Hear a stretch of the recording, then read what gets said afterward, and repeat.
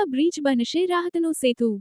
વલસાડ શહેરના બંદર રોડ પર આવેલો વર્ષો જૂનો અને ઐતિહાસિક ઔરંગા બ્રિજ અતિવૃષ્ટિ અને પૂરના પાણી બાદ હાલ સુરક્ષાના કારણોસર બંધ કરવામાં આવ્યો છે।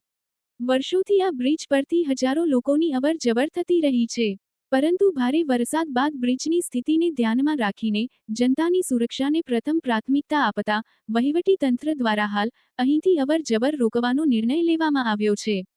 જો કે બ્રિજ બંધ થતાં બંદર રોડ અને આસપાસના વિસ્તારમાં અવર-જવર કરતા રહેવાસીઓ, વિદ્યાર્થીઓ અને નોકરિયાત વર્ગ માટે મુશ્કેલી વધી છે। હવે લોકોને પોતાના ગંતવ્ય સુધી પહોંચવા માટે લગભગ 2 થી 2.5 કિલોમીટરનો વધારાનો ફેરો કરવો પડી રહ્યો છે। પરંતુ આ મુશ્કેલી વચ્ચે હવે એક મોટી રાહતના સમાચાર સામે આવી રહ્યા છે। ઔરંગા નદી ઉપર નવો તૈયાર થયેલો બ્રિજ ટૂંક સમયમાં માત્ર ચાલીને અવર-જવર કરતા લોકો માટે ખુલ્લું મુકાય તેવી શક્યતા છે। જો આ બ્રિજ રાહદારીઓ માટે શરૂ થાય છે, તો 2.5 કિલોમીટરનો વધારાનો ફેરો કરતા લોકોને મોટી રાહત મળશે।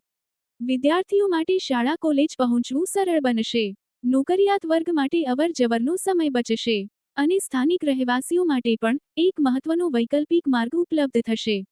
એક તરફ જૂના ઔરંગા બ્રિજની સુરક્ષા અને બીજી તરફ નવા બ્રિજથી જનતાને રાહત।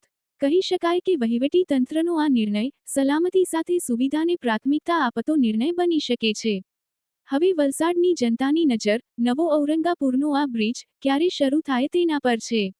2.5 કિલોમીટરનો વધારાનો ફેરો ટૂંક સમયમાં બની શકે છે ભૂતકાળ। ઔરંગા બ્રિજ હવે વલસાડની જનતા માટે માત્ર રસ્તો નહીં, પરંતુ રાહતનો નવો સેતુ બનવાની રાહમાં।